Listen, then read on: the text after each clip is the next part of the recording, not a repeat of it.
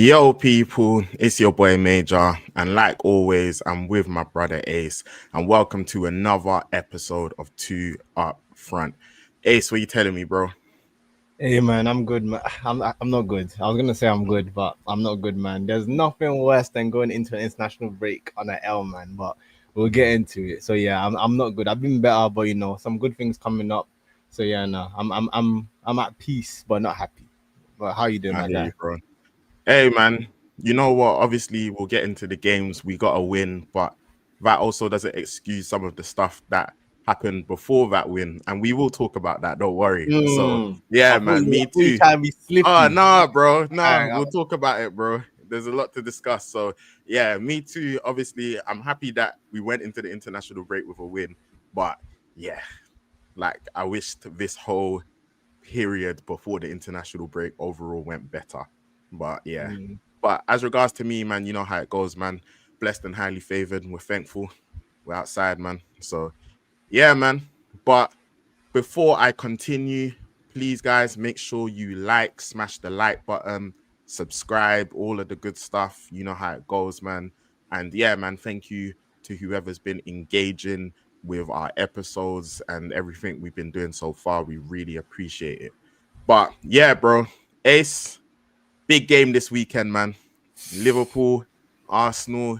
I think for a lot of people, when they've been discussing who's going to be up there as regards to winning this Premier League title, those are the two teams that are most commonly mentioned.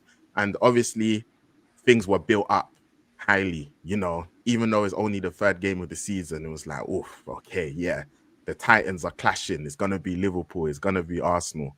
And I know that you're going to have a lot to say. So I'm quickly just gonna give some of my thoughts on the game, if that's okay. But yeah, I think I'm gonna start off by saying, first of all, it weren't a great game. Like, yeah, terrible. it just weren't a great game. Yeah, I felt like it was a low quality game, but I think actually both teams actually defended quite well. And obviously, I know when we'd spoken about Liverpool and Arsenal previously, we had spoken about Liverpool's attack and we'd spoken about Arsenal's defense. And I think in this game, yeah, Liverpool's attack was blunt. Like, it was blunt. They didn't really offer that much attacking wise, but their defense was good. Like, yeah, like the frailties that we'd been seeing in those first two games where we were like, hey, man, this team's wide open. Like, do you get me? Like, I think they looked much more secure. Konate looked much more like the Konate that we saw last season as opposed to the Konate that we saw in the first two games. So, yeah, like, I think it was very much like like a chess match, when it's like, all right, cool, you go away to Anfield, big game in the first couple games of the new season. And I think ultimately, yeah, like a moment of quality decided it with, yeah, a crazy free kick. I've seen some people talk about Raya. With me personally, I don't know what anyone's talking about. I think that was just a crazy free kick. Yeah, like, yeah, bruv, it was nasty. Like, so, yeah, like, they got over the line. And they always say, like, champions, the sign of champions is like you can win even when you're not at your best. And I do feel like towards, like, especially the second half, towards the latter stages, for me, if it did look like if any team was going to go on to win it, it would be Liverpool, just because they looked like they were kind of going for it more. And I think a lot of their players, they had like a poor game. Like, I think Salah had a really poor game, man. Like, a really His poor first game. touch was so Oh shoddy. my Yeah, gosh. it was Oh criminal. my It gosh, was bro. criminal. Bro, his first touch was horrible, bro. Like, he couldn't make nothing stick. Like, yeah, it was so bad. So, yeah. So I think, yeah, like, a lot of the attacking talent on the pitch didn't perhaps show the quality that they did have, or they do have rather. But I do think, like, Liverpool, they did start to kind of go for it more towards the end, which I think you would expect because they're at home, it's Anfield, and yeah, you know how Liverpool are. I think I read somewhere that there's only been one game as to which on the slot where Liverpool haven't scored a goal. Yeah, I think I think on the commentary they said something like 36 games or something at home that they haven't they Yeah, go like in the last 36, something like that. So it was something ridiculous. So it's yeah, crazy. Yeah. yeah, So like, yeah, like obviously they've always got that threat. When I saw the lineup from Arteta, I did like raise some eyebrows when I saw like the whole yeah, man. We'll Marino, get into it. Rice, Zubimendi midfield. I was like, oh, okay. Like, and I think those type of things kind of send out some messaging. And you know what? I'm I've got obsessed. some stuff to say as regards to your approach Okay, go very on. quickly.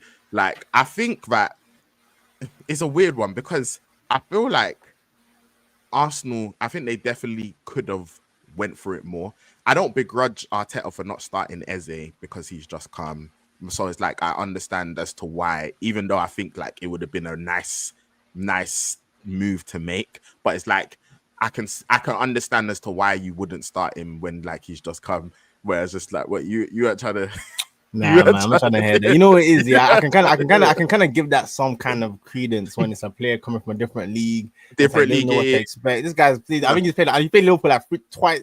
What, the 3 times already this season, or twice already oh this yeah, season? He's played yeah, yeah. Liverpool. Community Shield. Like Yeah, throw him into that midfield, man. So you I know what think it for is. that perspective, it's like yeah, like it's too anti. But go on, what are you gonna say? If it was me, I would have played him. Like, Mm, do you get me? But I was just saying, like, I can understand as to why, like, a player's just joined the team as to why perhaps you wouldn't when he's not. Yeah, he's not played with you guys at all. mm. But I just feel like, yeah, man, some of the usual suspects, like in that Arsenal team, man, like Bro, again, today man, I'm here to announce bro. that my stocks they already hit an all-time low. I'm selling this at a loss. But Martinelli, my bro. brother, my brother, come, come and talk to me. Come and talk to me because I have to sit you down and tell you that I have been one of your defenders. I have said that when everyone else has been rubbishing you, I said you're still young. There's still something there. He was terrible, bro.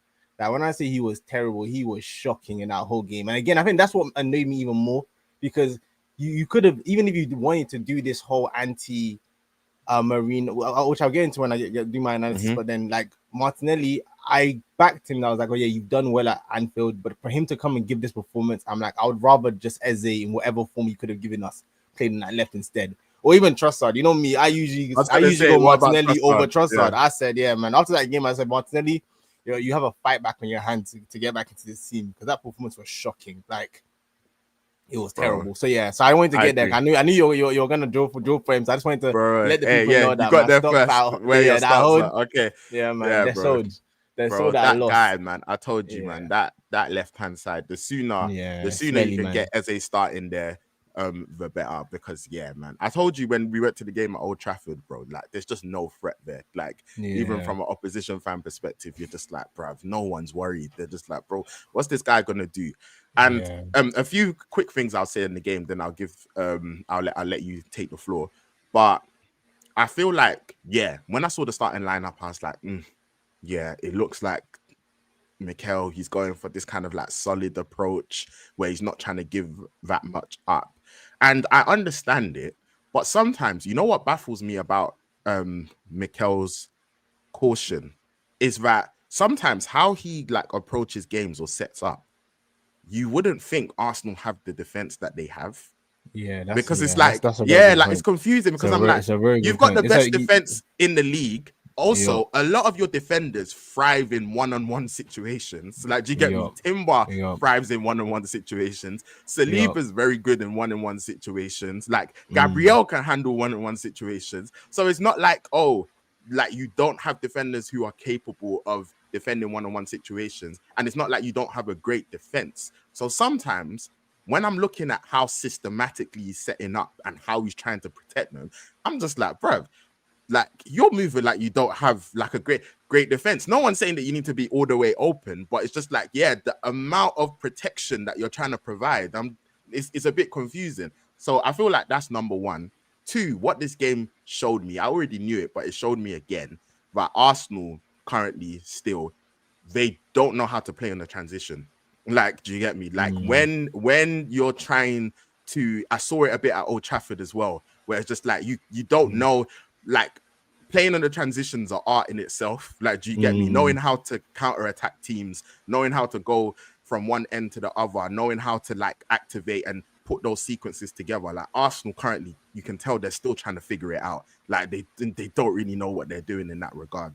So yeah, we'll see how that goes. As regards to Gyökeres, again, I told you at Old Trafford, bro. After the United game, I said he's gonna have games like this. Like, do you get me? Because it's like with your, and it's so funny because remember when we were on the phone before the Leeds match, and I was saying Gyökeres, he don't create his own chances like that. The type of chance that he's going to create is when he picks that ball up in the channel and then he tries to cut in and he just bangs it, which is what he did against Leeds. Do you get me? Yeah. But the thing is like against like the better teams, that's gonna be harder to do. Like, do you get me? Because they're not gonna afford you as much space. Where you might get more space is if your team know how to counter-attack better, which currently Arsenal don't. So I feel like that's kind of something that they need to figure out, where it's like, cool, like even if you want to be a bit more like robust in your approach, it's like, yeah, you need to know how to counter. And I think that, yeah, like Arsenal still need to figure that out. And yeah, like I think ultimately it's just one of them ones where I think overall, I know we've already spoke a lot about like Arsenal 22-23 and how you approached games and like how you were going at people. And I think obviously in that title run, it hurt you like as regard. I think it hurt Arteta as regards to how they let some of the leads slip. Like, I remember, weren't you 2-0 up at Anfield that season? Yeah, we like, were. I remember, We were. Jesus made it 2-0 and then, yeah, they clawed it back and made it 2-2. And I think, yeah, like Arteta, he's just, since then, he's just not been able to get the balance quite right when it comes to like his approach. And I think, yeah, that's kind of a problem. But as regards to this particular game, I feel like Arsenal definitely could have been more ambitious. I think they could have been more positive. And I don't think that they needed to be as fearful as they were, especially considering how you've seen other teams, Newcastle and Bournemouth, create chances against this Liverpool defense. So I feel like, yeah, like you kind of made it a little bit easier for Liverpool with how you approach the game. That's not to say that I expect you to go gung ho. Like Anfield is an incredibly difficult place to go. So yeah, like I think some people like who kind of it shouldn't have been an all-out attack thing. Like, do you get me? But I think therefore some more ambition could have been shown, like as regards to how you approached it. But yeah, like I feel like it was a low quality game. Liverpool weren't great as well. Like, do you get me? But I do feel like if any team was going to go on to win it in those closing stages, it would have been them. So I kind of feel like, you know that whole thing of like sometimes you buy a ticket, you might win a prize kind of a thing. But also, I'm not overly critical with Arteta because I understand that a draw would have been a good result at that stage. I'm more critical of Arteta from like the off, like how you approached it. Like before a ball was kicked, I feel it just seemed, especially with that lineup, it seemed like your mentality was like, let's just not lose this. Like, do you get me? So yeah, and I think that needs to change if Arsenal are to progress, especially with like the firepower that Liverpool have brought in now, obviously with Isak. So yeah, but yeah, bro, those are my thoughts. What are you telling me? Yeah, I feel like I'm probably gonna just like kind of reiterate what you kind of said, and maybe from in different ways, because I agree with a lot of what you said. I think the first thing that was so disappointing, man, is that when I saw that lineup, I said, Arteta, man, this is why they beat you with a stick, and I can't defend you.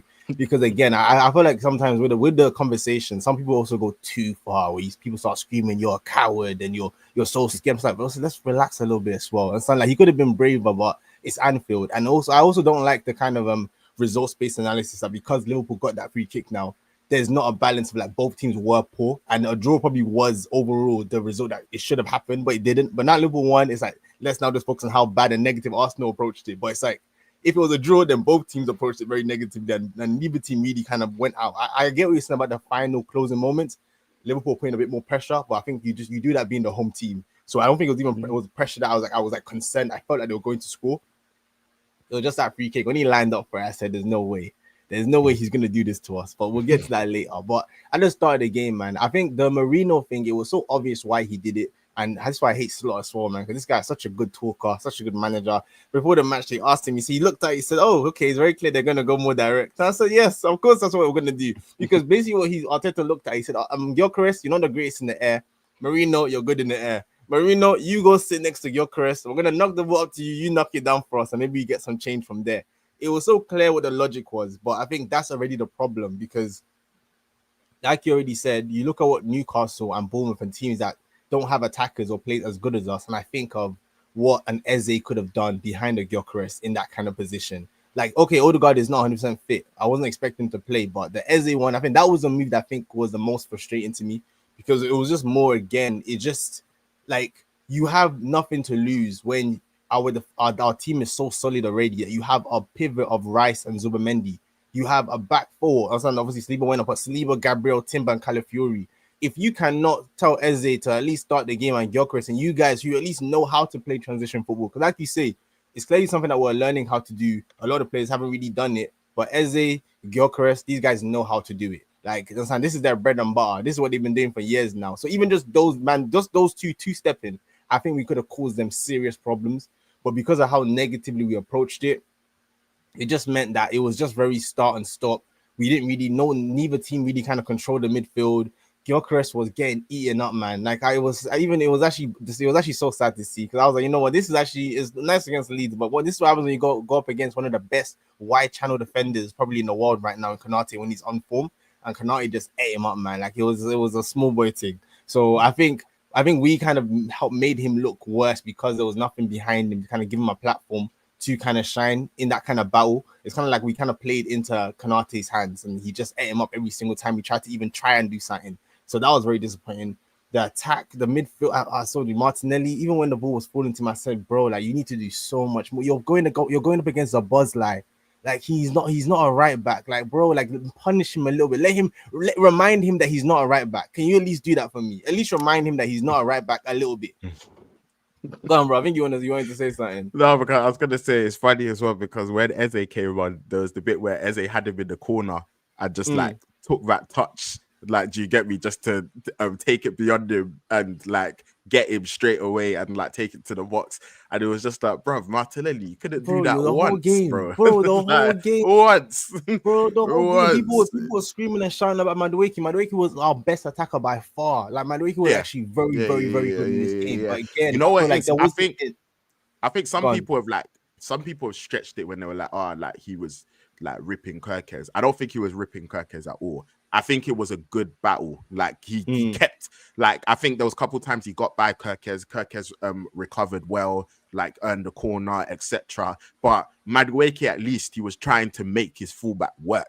He stretched him. He made him know that there was a problem. And again, when you're looking inside and you're seeing Marino and you're not seeing the Odegaard or Eze, the fray is completely different. So again, I feel like this is where Arteta gets beat up sometimes, and I think he deserves it. Because again, I think sometimes he's a bit too negative in terms of the like just trying to be so defensively solid, but it's also like respect and kind of like I guess respect the team that you have also and go to Anfield and actually kind of impose your game on them as well to a certain degree. Like you said, no one is saying that we go there and try to go all out attack, but you're already playing a double pivot of Rice and Zubimendi.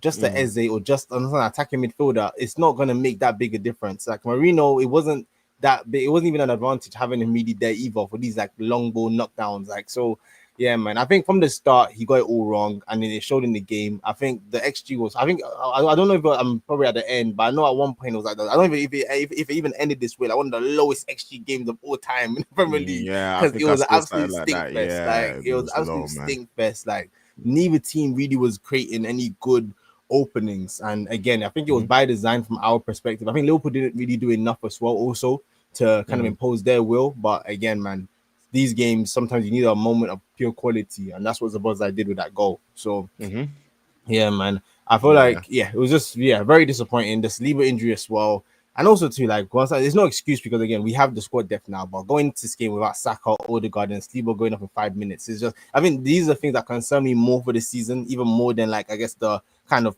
football on the pitch. It's just how quickly these men are just dropping like flies every single game.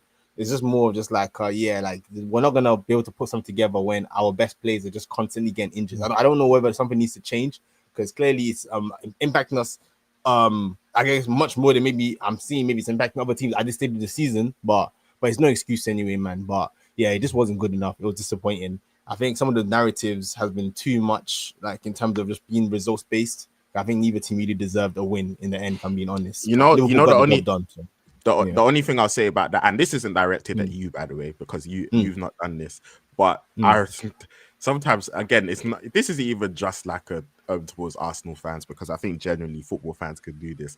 But again, when it comes to the narratives things, it's really funny because I remember with the United game, there was so much of like, yeah, we didn't play well, and yeah, it was a set piece, but we won. We went to Old Trafford and we won. Like, do you get me? And it's like, okay, so when Liverpool don't play well and they score a set piece and they win, why is that also not a sign of champions? Why is that a sign of, it's going to catch up with them eventually? Why wasn't it, it's going to catch up with you eventually? Like, and I feel like, yeah, sometimes it's just one of them ones where it's like, I think you've got to look at a game and like try to be objective. And I think it's just one of them ones where it's like, and again, from a, I was gonna say from a neutral standpoint, but I don't like either of you. Like, do you get me? Yeah, out of the two of you, I would have preferred Arsenal to win. So yeah, I'm not happy with the result, but I feel like it was one of them ones where Liverpool, I feel like Liverpool didn't, and I think this is probably where the concern is for most people, is that I feel like a lot of people think Liverpool, because of also what we've seen from Liverpool and what we've seen from Slot and etc. People don't think Liverpool tried to play defensively. People just think Liverpool played bad. Like, do you get me? Like, it's just the attack just was blunt. Nothing was coming off. Salah was bad. Wirtz wasn't able to do what you would want Wirtz to do, etc., whatever the case may be. And I think obviously, like, when you looked at the lineup as well, you're like, okay, yeah, cool. Like, do you get me? There's enough like attacking talent on this field where you're thinking, cool, like these guys are going to be able to create, etc., etc.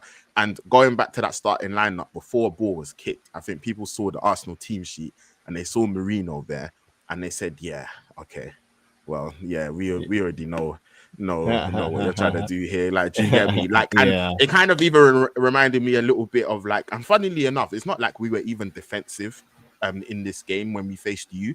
But I remember when I saw the team sheet and I saw Dalot starting instead of Ahmad on the first game of the season when Ahmad had been starting all pre-season. The reason why I didn't like it, I was just like, bruv, because this is like, the other team, they're going to see that and they're going to know, yeah, you're shook. Like, do you get me? Like, that's just where it is. Do you get me? Because it's like, you've been starting this Ahmad guy all throughout pre-season. Everybody knows attacking wise is not even any sort of conversation as regards to who's the bigger threat. So when you've chosen to put Dalot there, it's like, all right, cool. Well, you're kind of, that's how the fans felt. Like, yeah, you're moving timid with this. And even in the game, actually, like, yeah, I wouldn't say we moved timid. So it's like, yeah, it's whatever. Like, as regards to, like, I won't get onto him too much about that, even though I didn't like it.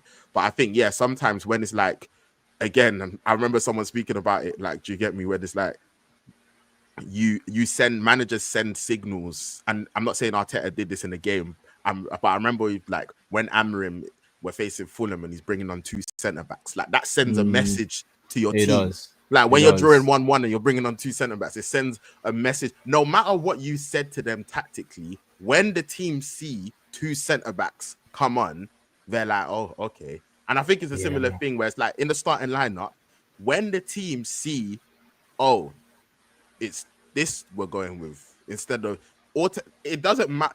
I think a lot of time you could tell them, guys, go for it. This is I know even Marino knows that. I know you don't believe that, coach. Yeah. I know what I'm here for. I'm here for the knockdowns. I'm here for the long balls, brother. You're not gonna play through the midfield. Let's be honest there. So yeah, I agree. You get it? Whereas when you see the lineup and it's like obviously Saka's injured, but like, do you get me? If like I'm talking about when Arsenal full strength here, if you're seeing a way to Anfield, like, do you get me? And even with what you had, if you see like Eze, you see Wanyeri, you see Odegaard, you see bro, whatever. The bro. message is clear. Like you don't even need to say anything. Like you already know. Sorry, and Oh, this is and you what know we're what is on. it? You just remind me something I was gonna say earlier when you were talking. I even think like even kind of going back to Liverpool play defending well. I also feel like we didn't put them under the pressure that we should have if we had played the Yeah, right team.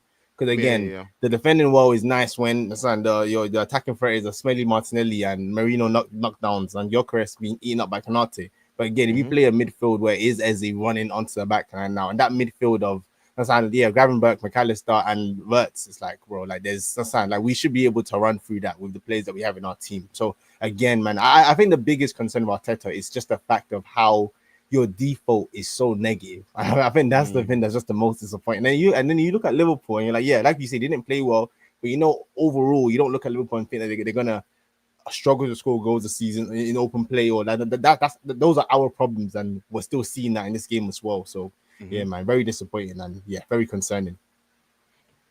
Quick question, obviously, because today transfer window closed. Um, where are you at as regards to Arsenal's business? Like, how happy are you with it?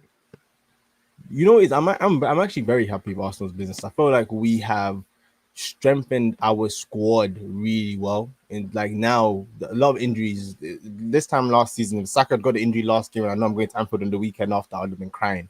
But I know I said, Madueke, I know you can do a job for me on the right, and he did a job. So I think those kind of signings now means that those injuries are not as concerning. Saliba goes down again, no one cares. But Saliba goes down in 5 minutes into the game at Anfield. That's our best, one of the two best centre backs in the world. Goes down. Mascara comes on for most of the game. I think he has a solid He game. was great. Like he has I a thought he very, was very great. solid, very, He very looked solid really game. good.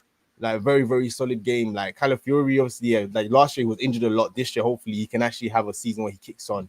I know we He just broke this. Calafiori as well. He looked very good. Like so, He's looking good this season. yeah, he's Like looking very. yeah, I think I was yeah. telling you that early in the season that he's the player that we need to keep fit because I think when he's Mm, fit, he completely changes our attack as well. But again, it didn't mm, show in this game.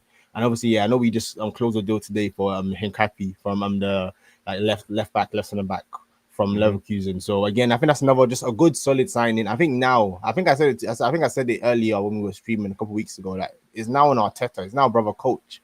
And saying mm, like it's now like Odegaard is injured. Eze does not have to only come on and only be a left winger. Like, please, it's like he can play as a 10. So let's also not mm, be like so rigid and it can only be in this specific way. Like, I really hope that this season we're gonna also see him try things differently. Than saying mm, like so. I think now he has absolutely no excuses. That regardless of whatever injuries you get this year, you have no excuses. You have a more than good enough squad. You've been with the team for more than long enough now. So I feel mm-hmm, like that's all you can kind of really ask for as a fan when the window closes. That the manager cannot have excuses. You understand? He has mm. enough tools at his disposal. So yeah, from Arsenal perspective, very very happy with the window overall.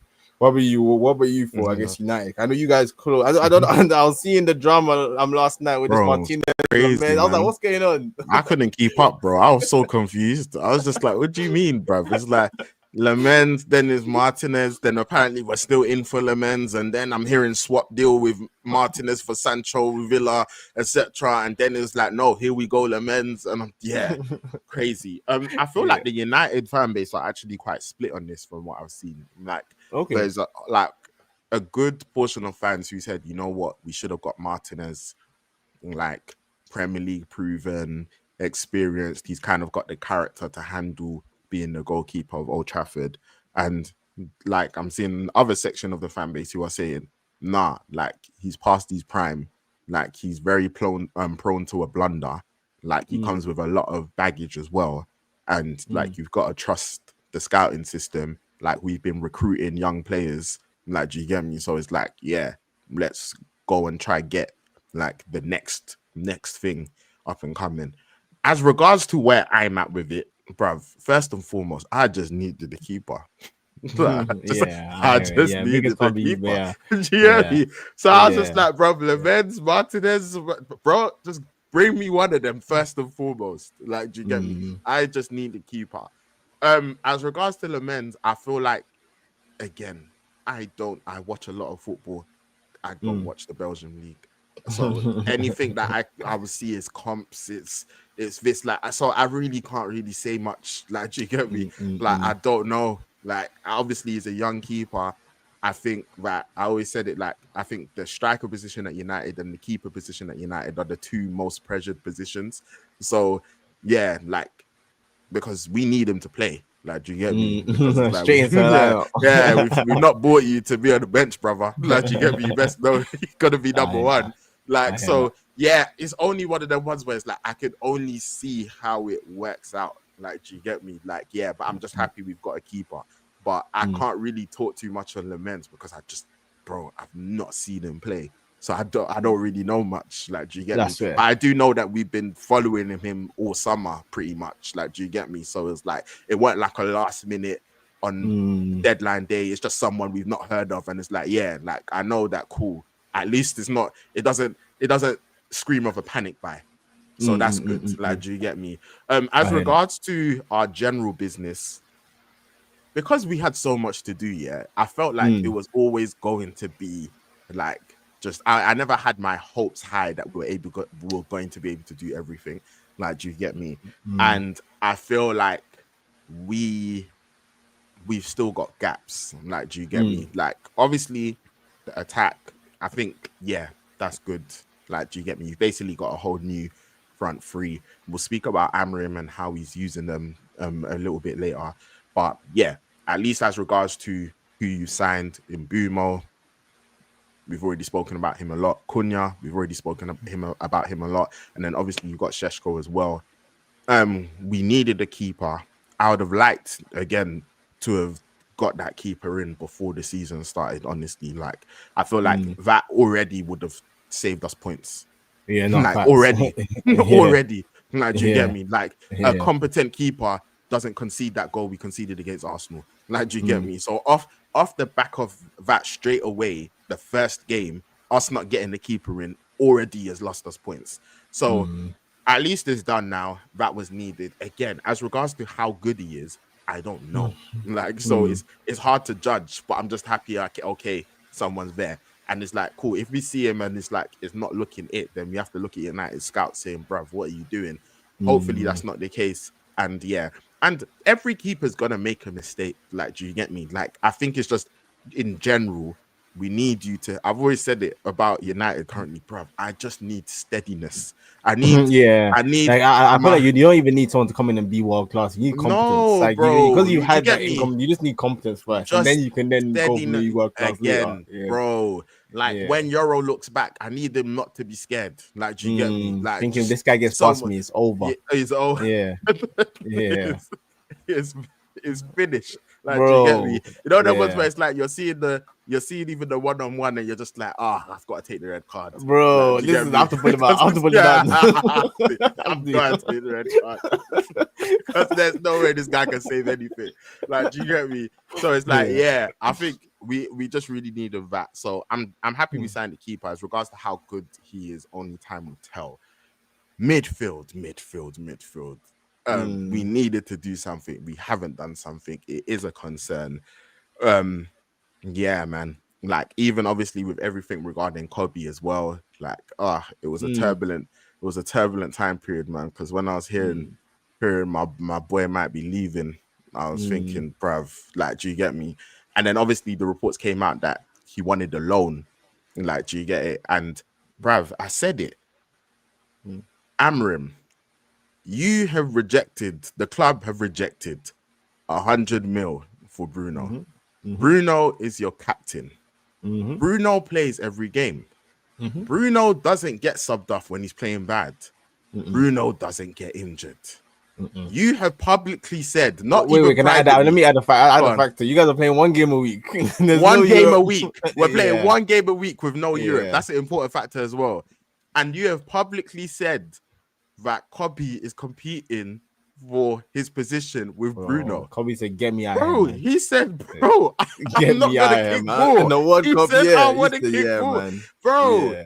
That's what he's saying. He said, "Bro, I love United. I don't even want to leave, bro." But like, clearly, with how you've laid things out to me, I am not going to play. Like, do you get me? So it's like, I understand why. I don't understand. Yeah, like, do you get it? Like, when it came to the Fulham game, and it's like you're seeing Agate come on, you're seeing centre backs come on, and he's getting no minutes. Like, he's thinking, bruv, like, so what am I going to do about this? And then also, and I think Mount has played well, by the way. So this isn't a criticism on Mount, but it's like you've been putting Mount into the team, even when like you've moved things about, like you've not started Šeško, like do you get me? You've moved other players about to accommodate Mount in the team, and it's like, yeah, bro. Like I think Kobe's looking at it. I remember there was a point in that Fulham match where it's like we had a pivot of Bruno and Mount. Like, do you get me? So when Kobe's looking at that, he's saying, bruv, I'm not gonna play. 5 man. That's like 5 players ahead of him. Yeah, man. And he's thinking, bro, it was not that long ago I was starting a Euros final for England, and now it's a World Cup year, and it's looking like I'm not gonna get in the squad. Like, so like I understand what he's saying, and I think that's really concerning as regards to like the fact that it got to that point is so disheartening. Like, because there's conversations behind the scenes as well, and he just was filled with no confidence. What I remember saying publicly, privately, he said, "Bro, get me out of here, man." So we respect it. And now the ball is in United's court, where if you guys don't deal with this properly, then you're actually ruining a young guy's career, man. I think that's why it's like you either tell him to stay, and then Amorim, you're gonna pull him to the side and say, "Brother, like we need to do something here," or you're gonna keep him. He's not gonna play between now and like Christmas or whatever. Probably gonna push for a move again, and his World Cup dreams it might be a bit shaky from there. So yeah, man, I hope for his sake that United actually, the fact that you've said he has to stay, that it actually is going to be like sufficient game time for him, because the quality is definitely there. But man, and that's why like even when you were saying that the midfield, it's like something needed to be done, I was like what was done was decided to keep Bruno. So that's why ultimately I think that decision is going to be ultimately what's going to make or break what's it called, Amorim this season, because we're gonna every single game that midfield is a problem, we're gonna look at Bruno in that midfield and say, brother, he didn't have to be here. You said he must be here. So now the fact that you didn't get a midfielder, that's the midfielder you got because you chose to keep him. So I feel like that's a real problem he's given himself, because he's not a midfielder. So again, I think that's a ticking time bomb, if I'm being honest. I agree, bro. I agree with that, bro. Like, I don't get me wrong. Of course, it would have been great to get another midfielder, but bro, like I have to look at Amorim and say, you made the decision to keep Bruno. You said, I want to keep Bruno. Bruno is 31 later this month. That 100 mil for Bruno is a lot of money, and you can use that for your squad to reinvest in. Bruno isn't a central midfielder. All of these things, and you chose to keep him and say, all right, cool, you know what? That's my captain. I'm going to back it, whatever the case may be. Cool. Yeah. You figure it out. Yeah. You figure it out. You figure it out then. Do you get me? Figure it out then. Like, do you get me? No. And figuring it out isn't Kobe leaving. Do you get me? And getting sold. Like, do you get me? Like, you've got to now figure out, like, formation-wise, whatever, like, how you're going to do this. Because, like, you're going to like be judged on these decisions. Like, do you get it? So like I think our midfield is still a worry. I think because a lot of the time as well, like we don't play through our midfield. Like, do you get me? So I think that's a big problem for us. So overall, we can't fix everything in one transfer window because there's a lot to do. But like I think the attack we done well. I think keeper, we got a keeper. Like, do you get me? How good he is, I don't know, but we got a keeper. So we'll find out. Cool. Cool. We got one. That's all I need. I said, if this transfer window shuts and I don't see a keeper, bro, I need a keeper. Like, do you get me, bro? Do you know how desperate I've been, bro? I told you. I was saying it earlier in the season. I looked at the 5 mil for Kepa. I said, boy.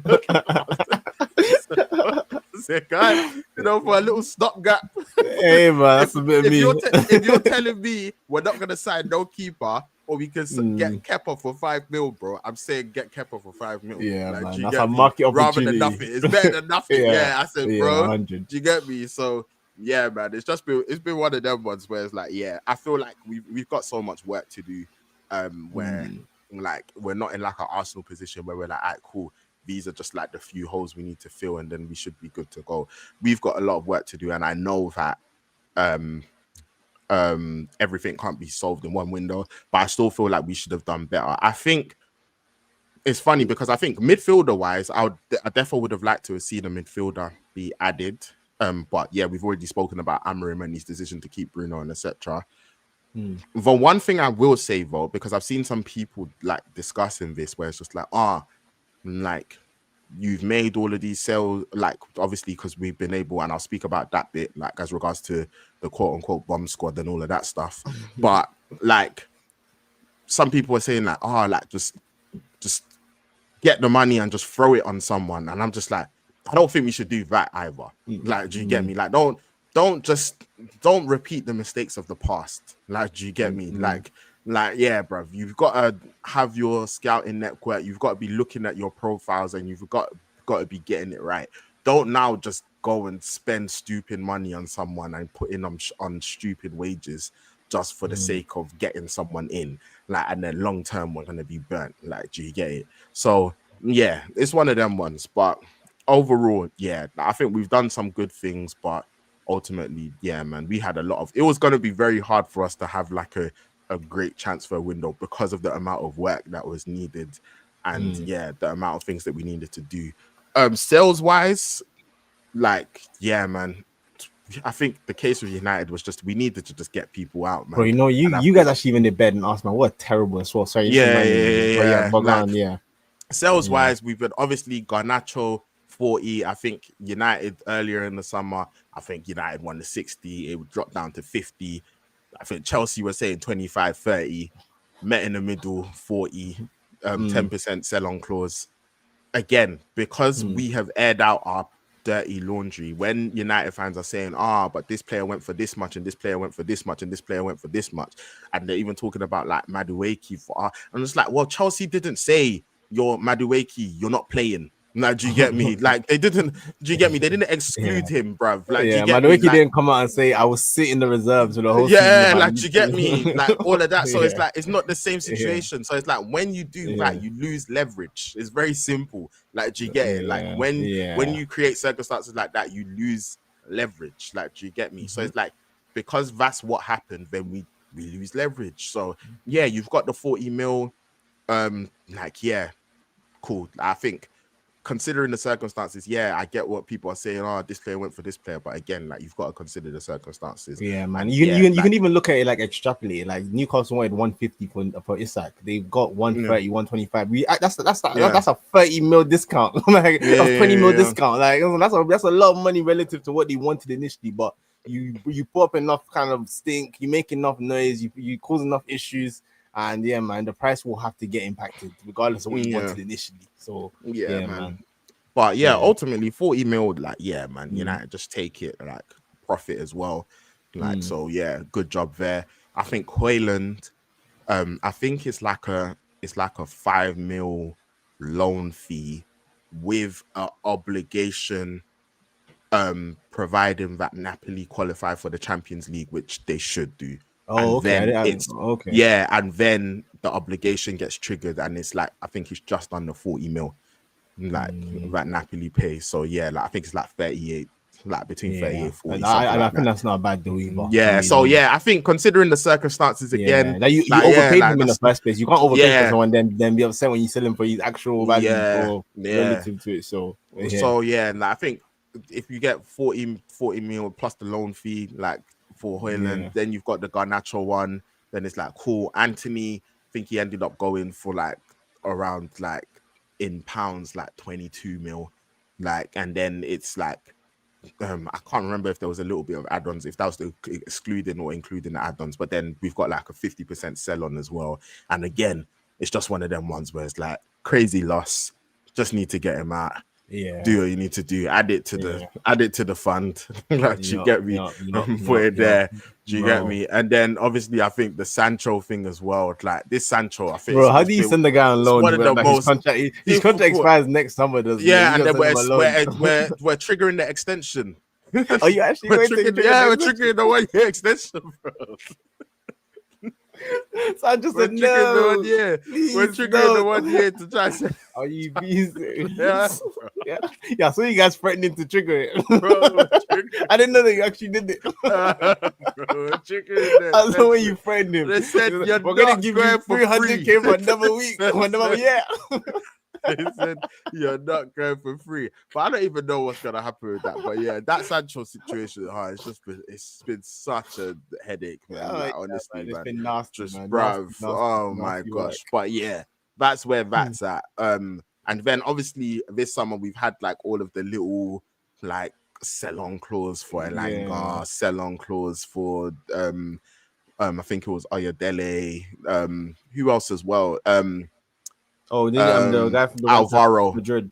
Madrid, yeah, Yeah. Alvaro, yeah. So yeah, little bits Mm, here and there. So we're mm, notoriously bad sellers, and I think this summer was just about, all right, man. Like we need to move people out. Obviously, Rashford as well, wage wise, that's off the books. Which will save you like a good few million as well with Barca. mm, So I think it was just about we need to move people on. We need to just start getting some fees, and I think we've done that. Like if we knew we were never going to be getting 60, 70 mil for Anthony, 60, 70 mil for yeah, nah, Haaland. man. Like, do you get me? We Yeah. knew we were gonna like, do you get me? Yeah, Have I to feel I feel like like just people with those do what needs to be expectations, you're not done. living in reality. Like I said, Yeah. I personally think from the position that you guys are in, I think they've done relatively well, man.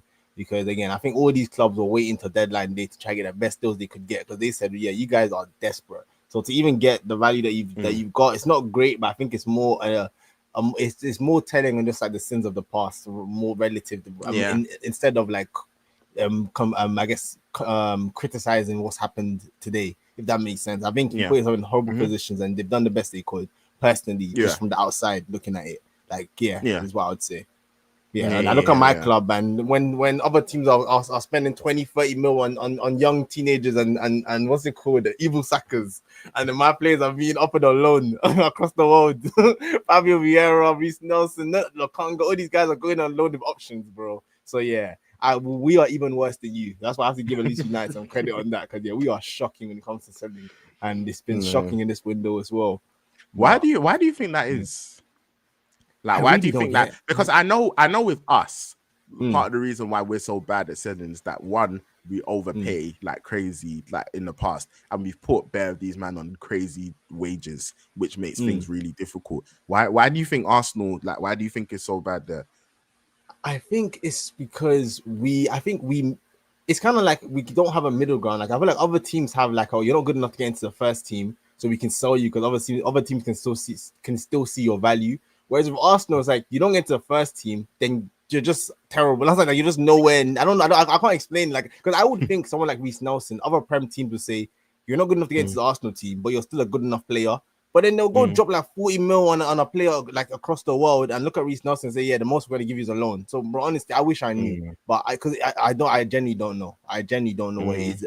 I'm hoping maybe it's a relationship thing where it's like, maybe it's the people doing our business right now don't have those relationships. Because I'm seeing one thing I've learned this summer is that Chelsea have a good relationship with everyone, bro. Chelsea are everyone's best friends Bro, because they know, bro. Chelsea will come and dap you up and, bro, and give you a nice deal to take their plays off their hands. So I'm guessing there must be an element of that as well, where it's like the people doing the sales like just don't have the capacity. I don't know, man. But yeah, it's great. what do you I think? literally feel like the only club Chelsea don't deal with is Spurs. Like Yeah, literally, everyone I feel else, like that's the bro. only It's an open everyone shop. Yeah, else, yeah, yeah, yeah. It's everyone an else. open shop, man. Literally, Come and the shop. only Yeah, club that they don't do it's business true. together like that is Chelsea and Spurs. But literally It's true. everybody else is just It's like, true. yeah, I know United and Chelsea. We've done loads of from Hey, Mount man. to Mata, like obviously Oh, got Nacho now. Like, yeah, we do that. Arsenal, you lot are besties. bro. Hey, man. Listen, You that's our lot are corner shop. besties. That's our corner shop, man. You know You you want lot are something light. besties. We're a bit hungry at that time. You have to just go to the corner shop quickly, pick something up. You lot That's are Chelsea for us, besties. bro. Nah, man. No, so yeah, man. Mm, But even just before mm, we even wrap up this transfer window segment, I think we've got to speak about Liverpool. But before we get into that, yeah, this comment here, United have always been bad at business. Well, don't forget we let Pogba go on the free twice, and yeah, man, yeah. we are so bad. Like Mm, we just again like you look at your cities, you look at Chelsea's, you look at Liverpool, bro, Liverpool again. People, I hate Liverpool, but I'm not gonna lie. Yeah, I think some people they've been really disingenuous as regards to how they've commented on Liverpool's transfer window, and mm, I feel like the facts are that last summer they hardly spent anything. Mm, They didn't spend anything in January.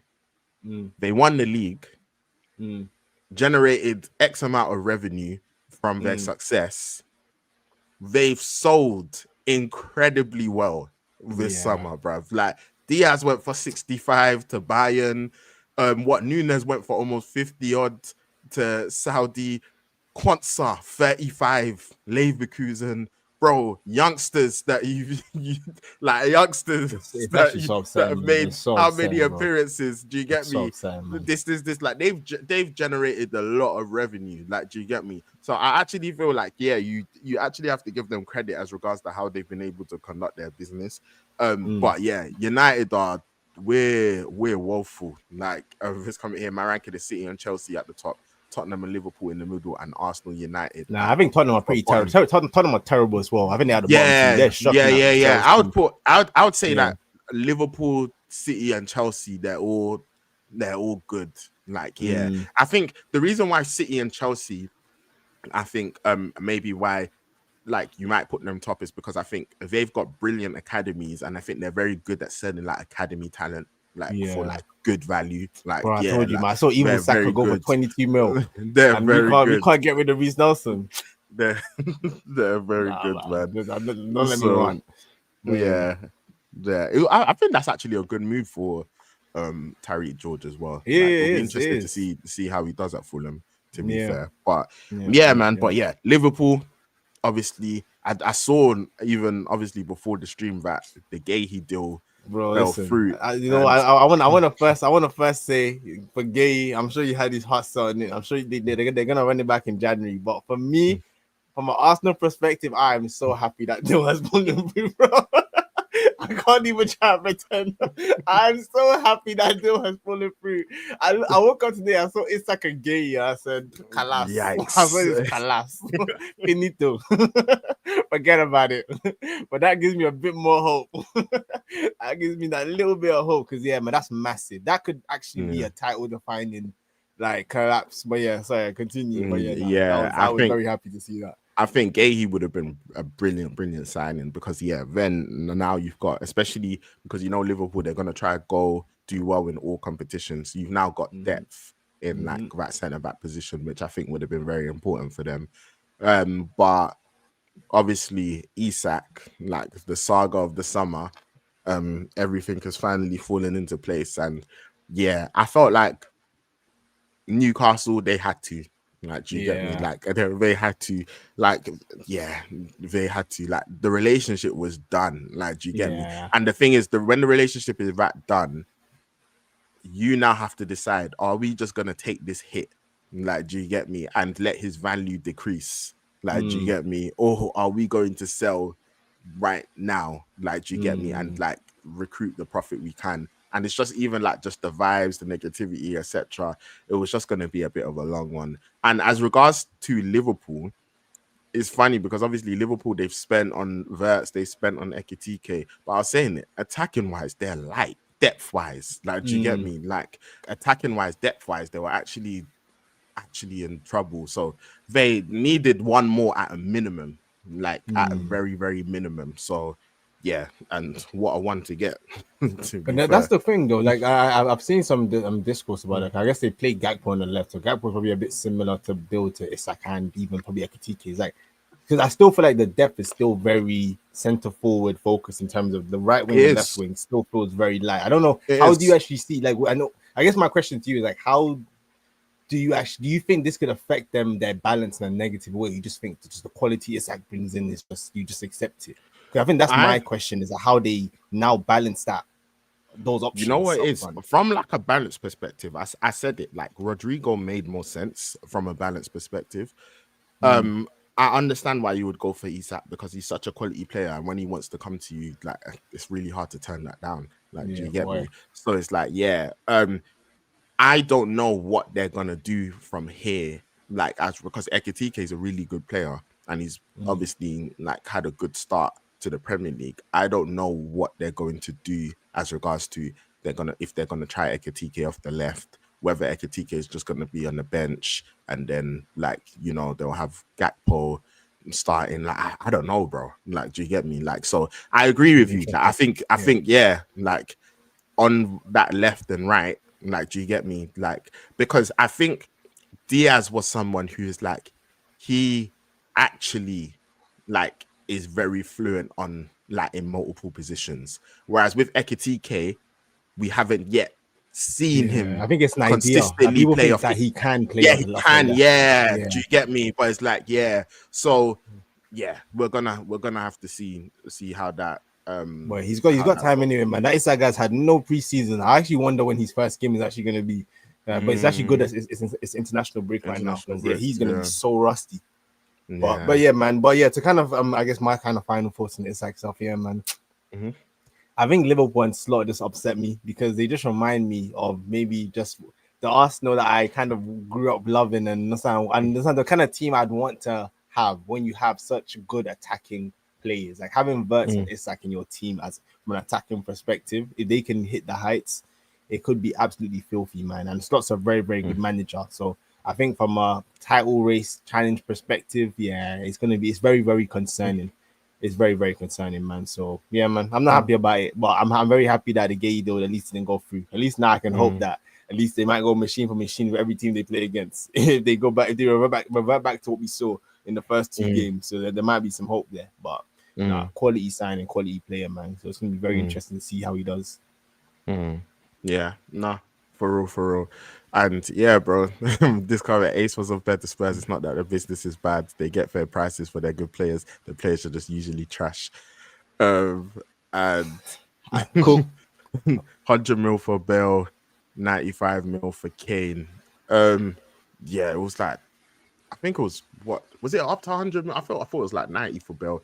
But Yeah. yeah, understand the point regardless. But I think those type of players, like, they were always gonna Yeah, get those are yeah, not like players good, that kind of show whether good you're a good money. selling club or not. It's just a Yeah, no. But it's like if we sold Saka, even as bad as we are, we can't sell Saka for less than 90 or 100. Those are yeah, like that's a bare minimum. Just no yeah. matter how There's bad you are, just the certain, quality yeah, of the yeah, player. So yeah, I feel like you yeah. see in terms of like just the general sales and how they sell their Mm-hmm, young players and how they allow players to maybe just get to the point where no one else wants them. I think they're similar to us in that regard, where they sell players too late. That's why I think that we're similar. That's why I put Arsenal and Tottenham at the bottom when it comes to selling. mm-hmm, Because yeah, mm-hmm, we kind of get to that point where no one really wants to play anymore. Whereas mm-hmm, Chelsea and City, they do it before you even know who the player is. And they mm-hmm, let you have the idea. I think that's actually probably part of the problem. Where like with these mm-hmm, young players, you kind of dream and say there's so much upside. Whereas you've seen mm-hmm. Reece Nelson enough times in the Premier, like you're a good player, but I know what you are. So there's nothing to really kind of dream about. But Mm. yeah, man, it is Yeah. what it is.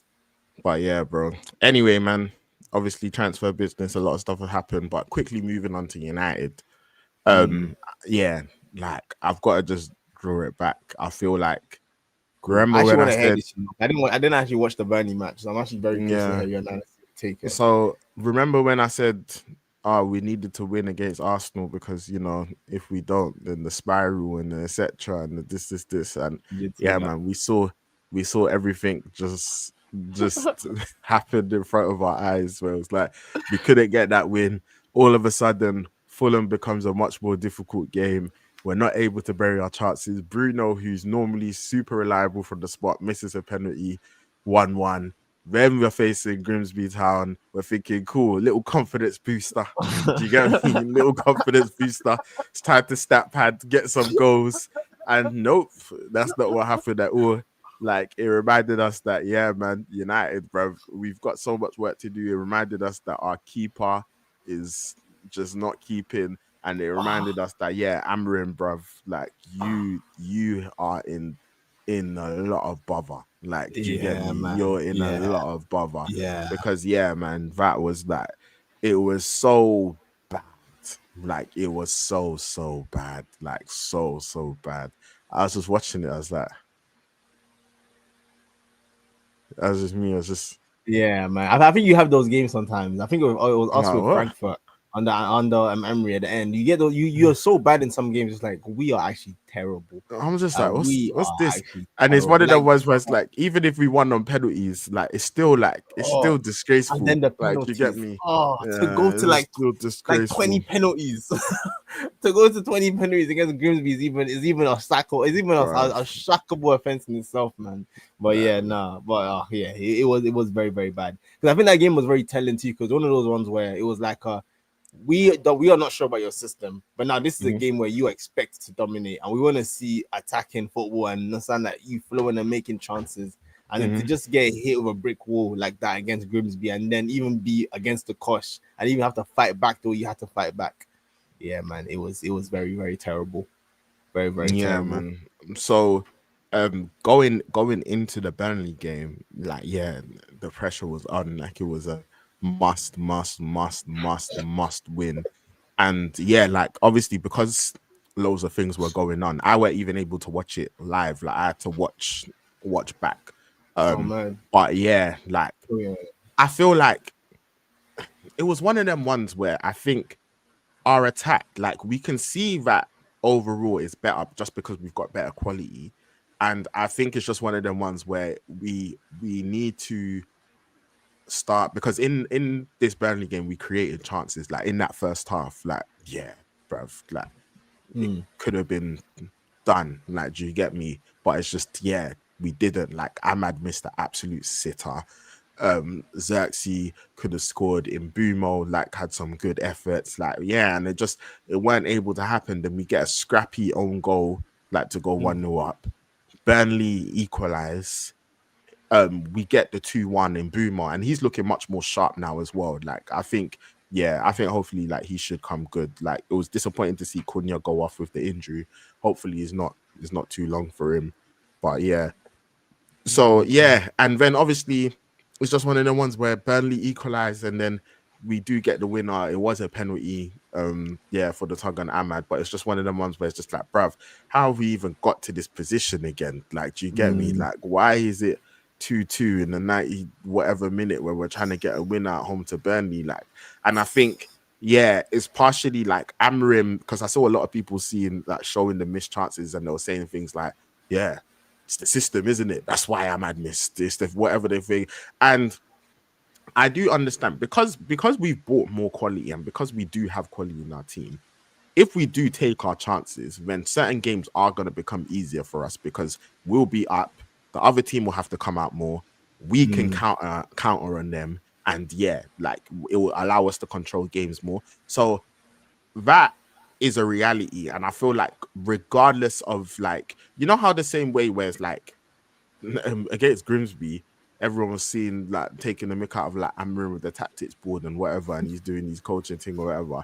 But yeah. it's one of them ones where it's like, regardless, no disrespect, but regardless of, like, United should be able to put a team out, and that's like whatever. Mm, Like, we don't need, you shouldn't need crazy coaching for that. Like, do you get me? It's just mm, like, and I feel like with the quality that we've added to this team, like, just even off the share of, like, individual quality, like, we are mm, going to create things, and we're going to have scoring opportunities. And of course, if we take them, then we're going to win more games. That's why I think it's impossible that United will be as bad as we were last year, because we've just got much better individual quality. Like, do you get me? So we can't be as bad as last year. But that is still different from the coaching setup, I mean, the tactical setup, as regards to how a manager sets up his team. Like, do you get me? Like, so you can have the individual quality, which means we're going to create chances, or we're going to have chances, but also, like, you want to be seeing, like, a formula, a system that is consistently operating at a smooth level, and that's not what we've seen so far. So yeah, man, like, Amorim, he's got a lot of work to do. Those two next ones, we got City away, mm. and Chelsea at home. They're massive, man. Like, do you get What me? do you say? What do you think is Because the minimum that you kind of need him to take from those two games? what, me? Yeah, you Me, bro, you need to win both of them, bro. need to win both of them. I'm not. Damn. Yeah, you need to win both of them, bro. I've said it. Amorim, he's working an up task, because you know how people like to do this Mm. thing of, like, oh, it's a new season, is a fresh start. Like, people say, I saw some people saying, oh, bro, ace. Imagine I'm seeing some people say, oh, well, City, they're below us in the table. And look at the media narrative for Amorim in comparison to Pep. And I was just like, bruv, the My same head. Pep The My same head. Pep Now, when that that has won what? six Premier League titles, and the same Amorim that finished 15th, bro. Of course, Yeah, man. of Bro, course, people are he's gonna get shameless, given man. more grace. Of course Yeah. he is. What are you talking about, bro? He finished 15th. That's why there's more pressure. Like this whole thing of the new season starts and all past sins are forgotten. Bro, It don't that's, work like that, bro. yeah, Men in Black, it don't. for the It Flash. don't work like that. Yeah, it don't work like that, bro. Like, yeah, you are operated off of what happened last season. Like, do you get me? So it's like that's why there's so much pressure on you in these opening games. It's because United finished 15th, bro. Like, do you get me? The lowest we finished since we got relegated in 74. That's why there's so much pressure. Like, do you get it? Yeah. So yeah, with me, it's like in order for like me to feel confidence in this team, like we've got to start like doing. So if the normal thing would be United to win Chelsea, win against City and Chelsea, nah, I can't see that happening. Brother, you need to make it happen. That's what you need to start doing. Like, do you get me? Like, yeah, that's what you need to start doing. Like, do you get me? Yeah. Because when you're expected to beat Grimsby and you're losing, now we need to flip it. We need to flip it. The reverse. Like, do you get me? So the teams where people are saying, nah, man, you shouldn't, oh, that's a difficult game. Yeah, it may be. Go and win. Like, do you get me? City, I'm looking at a City that look extremely vulnerable right now. The same City, even when we finished 15th, we beat them at the Etihad last season. Like, do you get me? And these lot defensively on the transition, they're looking all over the shop, bro. Boy, like, yeah, this should be your superpower. You're actually built. If you're built for anything, bro. beat the City team. Yeah, so it's true. And then you've got Chelsea at home. Chelsea, they're a really good team. I rate them. I think that's going to be very difficult. But again, Chelsea haven't beat us at Old Trafford in over 10 years. Do you get me? Yeah, bro. So you also need to make something happen, bro. That's what I'm saying. That's where I'm at, bro. Like, do you get me? When we're playing one game a week, like, do you get me? That one game, bro, you're knocked out of the cup in August. I didn't even know you get knocked out of the cup. Fighting for one trophy in August, bro. Yeah, August. We're waiting till January for the FA Cup. Yeah, man. You need to start exceeding expectations, bro. Like, do you get me? It's like it's not a thing of like, oh yeah, man. Well, it's got bro. You've got to start and get coaching. So like, do you get me? So wait, so I'm kind of like, I guess continuing down that line, then is that. So what is a decent season for Amorim now? Like, what's your kind of take in terms of where you're kind of expecting him to finish this year, and for you to think that's an acceptable progress from last year? Like, in terms of that being fair, obviously, unless you're gonna like sit here and tell me now, yeah, top 4. I know you're not gonna do. So what's like a realistic kind of thing that you think you'd be like, you know what, it's progress and you're going in the right direction, and we go another year. Like, where would United have to finish for you to kind of have that opinion? Would you say?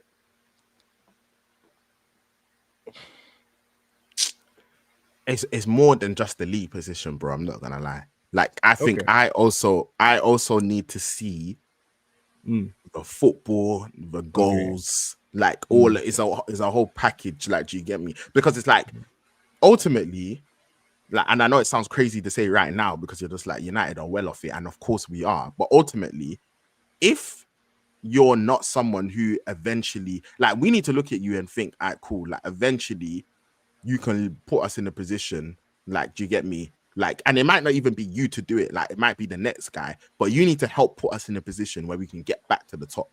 Like, do you get me? So it's like, if we finish in the league position, but I'm looking at it and I'm thinking, well, this isn't sustainable.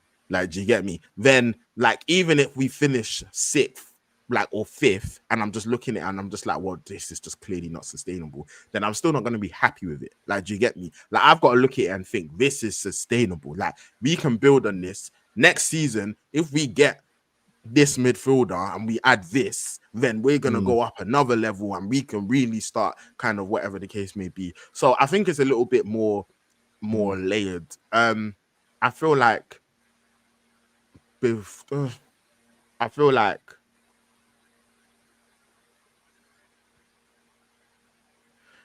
if you can get top 6, the system, the football's looking much better. And you know me, I care about trophies. So that FA Cup, I need something, brother. Oh my god. I need something, brother. Yeah, man. This guy needs to focus on one thing at a time, bro. man. I need something, brother. Ten Hag's just been sacked from Leverkusen after 2 games, bro. I saw Yeah, him. but I think that's more. I think that's more reason why the trophy shouldn't be a priority, man. I No, agree bro. with what you're saying. In No, terms of what focus, like I'm seeing more. what I'm But saying, yeah, man. Trophy what I'm should also saying is that hide. What's really nah. there? What I'm saying is that Ten Hag in his first season, he won a trophy, he finished 3rd, but the football we believe wasn't sustainable. So it's like you now need to add to that. Like, do you get me? Like, you need to like all this this is the thing, it's like, bro, like that's why I was so annoyed about the because I care about the League Cup, bro. Do you get me? Especially in the situation we're at in right now. So we don't even have Europe.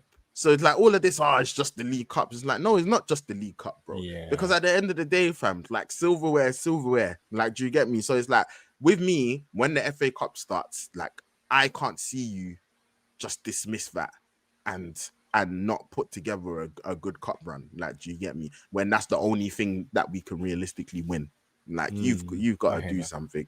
So it's like, yeah. So I think there's like loads of different like kind of factors as regards to like how I'll judge the season. But ultimately, like, yeah, you just want your manager to strike confidence in you and think, all right, cool, you know what, we can actually do this. So yeah, man. It all remains to be seen. But yeah, this Amorim, it's not looking great. It's not looking great, man. And Kobe, that's another thing. I forgot the youth.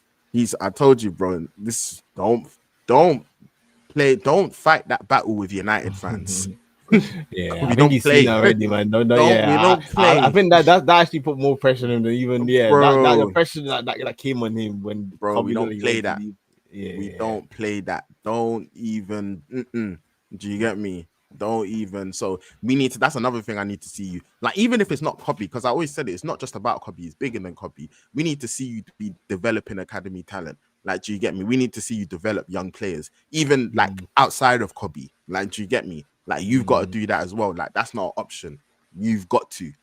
But yeah, we'll see what happens, man. We'll see. The next 2 big games are huge because if you can now beat City and beat Chelsea, then obviously like things all of a sudden look better. Like, everything is not fixed, don't get me wrong at all. But as regards to the mood of the United fan base, it will be better. Like, do you get me? Right now, I still think it's dark. So yeah, man. But yeah, bro. Do you have anything else to say about United before we move on? No, I didn't watch this game, but yeah, man, I think it's a state of execution because I think if you guys had lost this game as well, the pressure over this international break, and I don't think they would have got rid of him, but it would have just been so toxic. So I feel like it's just kind of, it's good that I guess you guys have that kind of breathing room to go again with these 2 big games after the break and kind of see where you're at again. But I think we spoke like outside the stream that I look at it and I don't really see it. I don't really see him having the facilities or going in the right direction. Again, he can completely change and maybe start doing things differently. But right now, the trajectory I think he's on, I don't see him being the guy that's going to take you anywhere near back to being the top. But we'll see. Right, bro, I was saying, even that City game, part of the reason why we need to win that as well, we've still not won back-to-back games, bro. Crazy, bro. That guy that's going out his hair, it's mad. Yeah, bro. Yeah, I see it, bro. Fam. Yeah, it's mad. Still not won back-to-back games, bro. But yeah, man. Very quickly moving on to other results. Obviously, Man City. Hey, man. It's not looking great right now. I feel like they're definitely in like a full rebuild. And I even saw today that Gundogan's gone to, I think it was Galatasaray. Like, which is crazy because I never saw any links, and then all of a sudden I just see, bro, mad. Yeah. But yeah, like I think we've got, I mean, we've United, as in United, we've got them next. And like I mentioned, I can see vulnerabilities in how they're playing currently. Like, I think obviously Rodri, it's going to take him a while to get back up to speed. He's recovering from a crazy injury.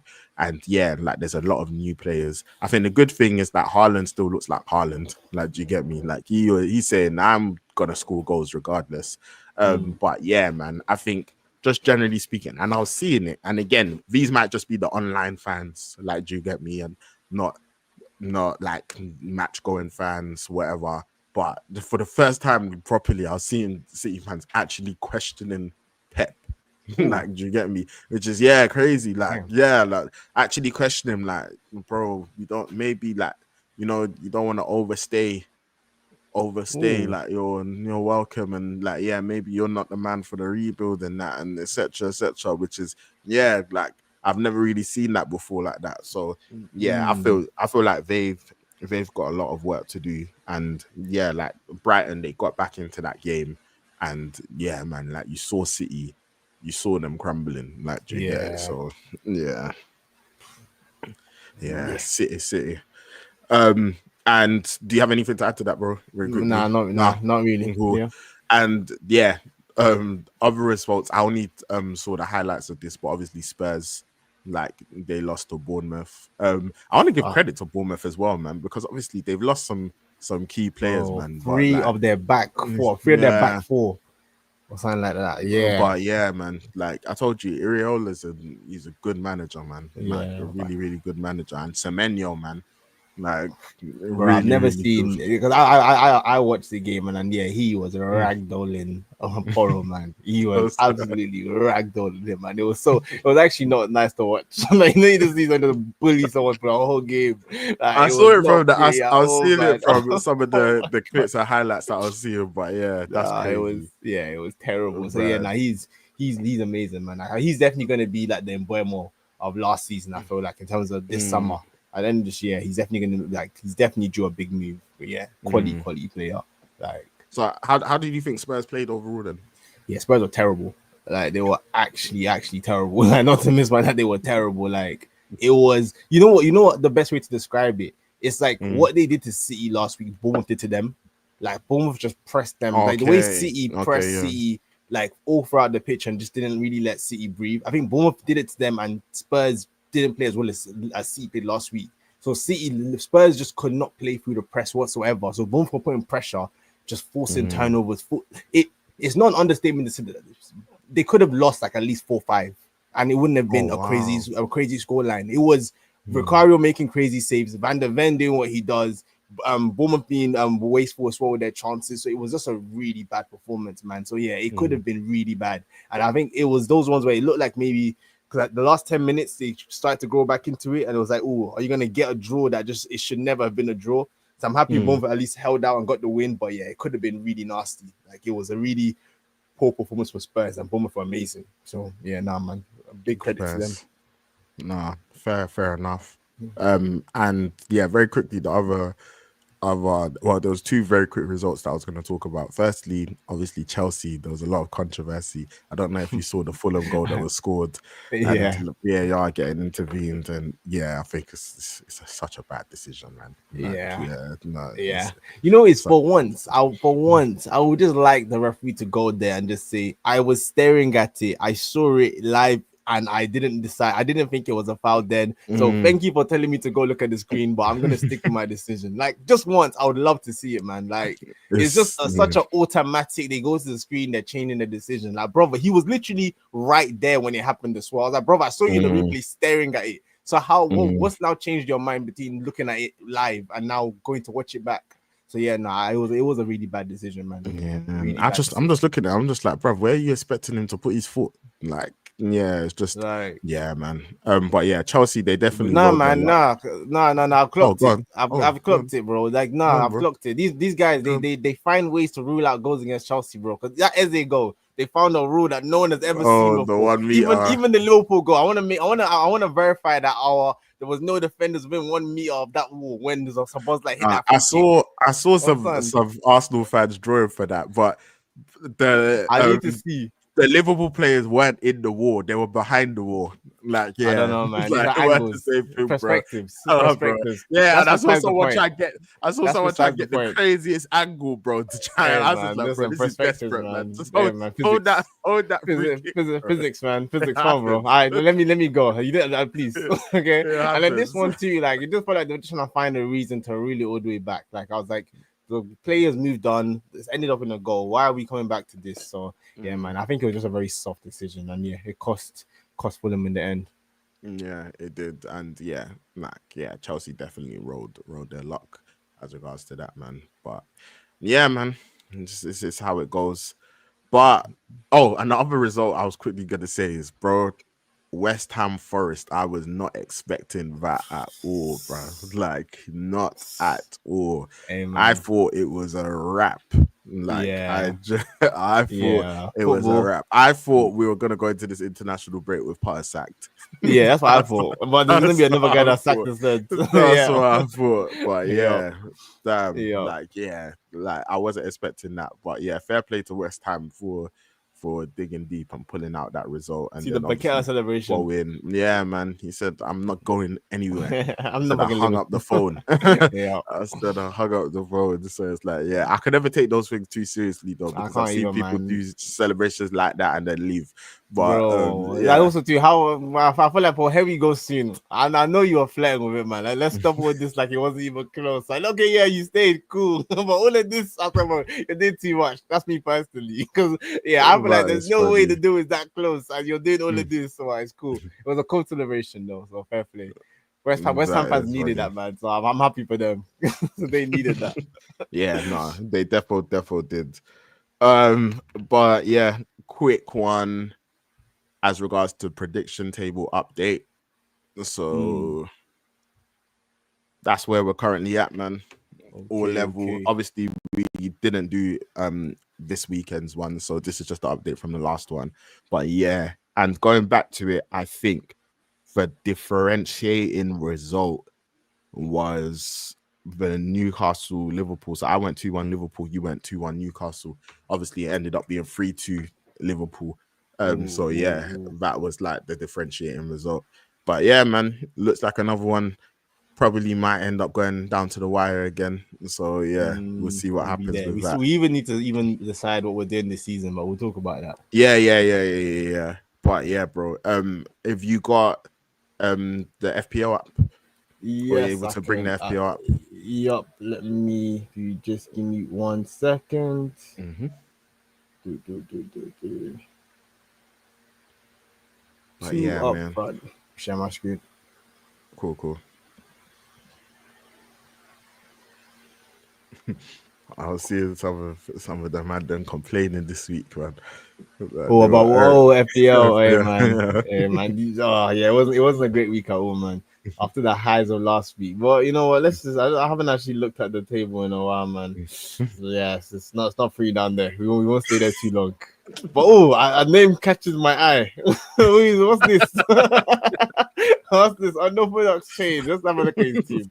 I was even planning to stay there too long, but you caught my eye. I promise. You just caught my eye. Let me see Oh what his team gosh. was saying. 49 points. I can't talk too much. My week was pretty terrible as well. Mm, Yeah, that Sanchez clean sheet, man. It was so annoying because again, we've spoken mm, about the Chelsea game, but yeah, that was very undeserved. But fair play, he got the clean mm-hmm. sheet. Poro, I'm actually I'm very happy with this defensive contribution thing with the season. I think Oh, they've the added death this one. like extra Okay. points, yeah. Yeah, I For heard because I that. told you he got ragdolled, but because he got ragdolled so much, he got 2 extra points. So so they said that will give you something for your worries. So he got me 4 points as well. So I was quite happy with that. And yeah, Anderson Mm, too, even though they conceded three. Nico Williams, yeah, I also had him in my team. Also, like we said, we were not expecting West Ham to destroy Forest the way they destroyed them. So yeah, that mm-hmm. one wasn't pretty. And then I guess just very quickly, yeah, this Bruno, that penalty at the end, I was so annoyed, man. Not only did it save United the points, I was like, I know this guy's gonna bag it. So because I saw the table and I was like, wait, United didn't beat Burnley. And then I went onto it. I was like, oh, he was taking a penalty. I said, so yeah, those are good points for him. And then I don't know if Unorthodox had Wood before, but I know that was like a big move everyone brought in. So I know that was one that a Mm, lot of people were complaining about because yeah, they were not mm, happy about that. Because yeah, they bring him in against West Ham thinking that he was gonna absolute bagger to destroy them mm, after their recent performances, but it didn't work out. I know mm-hmm. Watkins has some people really considering this wild card. People who have like multiple problems and Watkins, they're looking at Villa and they're thinking it's not looking like this guy is gonna give me he's gonna give me anything this season. So yeah, Mm. that's a big concern. I didn't even see this. Oof. This is actually this encompasses what people thought about this West I think Ham Forest game. the That banner. people, Let me take the banner off. I think it's blocking it. Yeah. oh, I Okay. Yep. appreciate. Mm-hmm. Yeah. The fact that yeah, Diop got 10 and Wood got 4 with the captaincy, I think that's just very Mm, telling for what people thought about this game. But yeah, man, it wasn't pretty. And if we go up to my team very quickly, then we'll look at Jarvis on top. So yeah, it was a terrible week for me as well, man. I had a very good week last week because Gilchrist fed me in that Leeds game, but as we spoke about earlier in the stream, he didn't feed me at all in this Liverpool game because Kanate manhandled him. I was very happy with the João Pedro goal, and yeah, he actually got me quite a lot of points this game as well. And again, this was the only kind of saving grace for that Fulham goal being disallowed, because again, maybe it doesn't happen. So I was like, you know what? I'm not happy that Chelsea have picked up the win, but João Pedro, you got me the points. I'm very happy about that. This is an interesting one as well now, because obviously Chelsea have withdrawn Gone Dewey back yeah, to Chelsea now because of their striker issues. So that could be an interesting kind of cheap player to have. I know some people have got rid of him and people who have him. So I'm interested to see how much he actually plays this year. But otherwise, yeah, it wasn't a great week. Don't think there's really too much more to really say. I think now we're going into obviously an international break, and I know a lot of people are really considering that wild card now. So it's going to be interesting to see when we come back from the break who actually. And you get multiple wild cards as well now, innit? I didn't even know that was a thing. No, actually, you always had multiple. Yeah, you always got multiple. Yeah, you get one. Yeah, it's the other ones that are now multiple. Sorry, the other chips. Okay. See, I need to do my research because I don't think I even knew that. But looking at Jarvis, he had a very, very good week, 70 points. So it was a nice benchmark. Cucurella, got him some points. Where did it? Drewsbury Hall and Grealish. We haven't actually spoken about it. That might be one that we have to talk about in a future stream. Yeah, he smashed it. For sure. And like you said, man, Haaland is one of the big reasons people are considering that wild card, because people even went for Salah or Haaland. And now people are thinking, do I need both? Because Haaland looks like he's at least going to get his goals. So it's going to be interesting to see. Like, I don't know what you man are doing. Bro, listen, I'm going to get mine. Hey, man. That's for me. That 20 plus. Hey, man. That 20 plus. Book that. I'll pick that out. Hey, man, I'm going to pick that up. I'm going to pick that out. So, yeah, good week from Jarvis. But, yeah, still early in the season. It wasn't a great week for a lot of people. But we will be back for the next one. But that is where we currently are with the FPL. And yeah, I think probably, I guess, stream closer to the Prem coming back, we can have a look at who the kind of players that are, I guess, hot and who people are possibly trying to bring in. We can talk about that in the next stream. But yeah, man, that's the FPL update for this stream. Sounds good, and thanks for that, bro. And yeah, man, before we round up, just very quickly as well, I want to say, hey, man, obviously with that Newcastle-Liverpool game, if you tuned into that first stream that me and Ace had, we were talking about ones to watch. And I told you guys, I said, I don't know how much minutes he's going to play. I don't know, but there's a young G, you know me, bro, like the academy talent. That's, do you get me? I'm passionate about academy talent, even when it's the ops. Like, even when it's the ops, but it's like, yeah, man. So, yeah, I said, Rio, yeah, man, boy's a baller. Man. Yeah, and it's worse as well because I heard he's United fan. I saw an interview like a year ago. Yeah, he said he was a United fan. But that's how the game goes, man. But yeah, man, very, very like big goal. And I just want to shout out all of them because even like Dowman as well, man. Like it's just always nice to see when you see like young players breaking through, and obviously like from such a young age, like breaking into their first teams. I know even Max Dowman and Rio, like they've known each other, like they're friends. So like even the support, like when Rio scored I was seeing some people get angry at it. I was just like, bro, like some of it is big. Like when Rio scored the winning goal, like Matt shouted him out, and it's like, bro, fam, sometimes it's deeper, bro. Like, do you get me? Like these men are living their dream. Like, are you crazy? Like, 100, man. Do you get me? Teenagers like playing for their like the top football clubs in the country. Man. Like, do you get me? So yeah, man. And I've said it before as well, bro. United.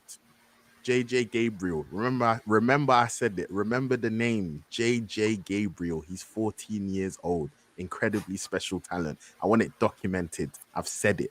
We're cooking. Cool. We'll be there. It's there. It's there. We archived. Archived. So yeah, cool. Hopefully like he can be nurtured properly and like, yeah, you know, no injuries, all of that stuff. But yeah, man, a lot of talent coming through the academy. So shout out all of them. But yeah, bro.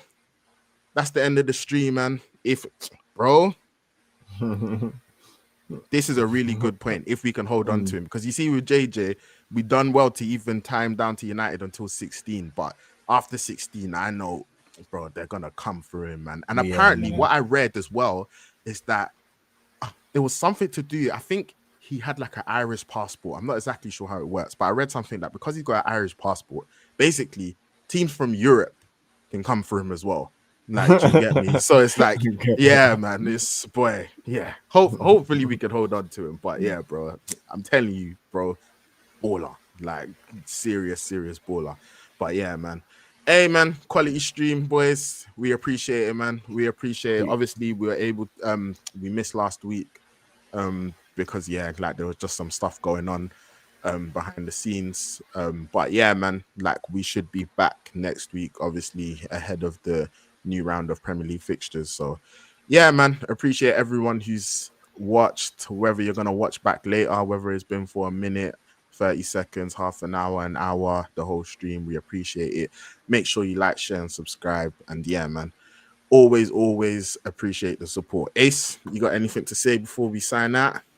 Nah, man. As always, man. Appreciate everyone who watches. And if you're watching later, please don't forget to leave a like, subscribe if you enjoyed it. And yeah, man. As always, I think I always keep saying this, but yeah, man. I think definitely look out for featured streams as well, man. I think that's definitely one thing that we need to try do this season a lot more. Is just get different voices and different people on. So yeah, as always, if you're interested, I've had a couple people message me and tell me they're interested. So yeah, I think it's just enough now to just try set that up.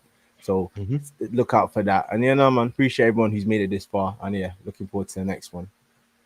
Stay blessed, man.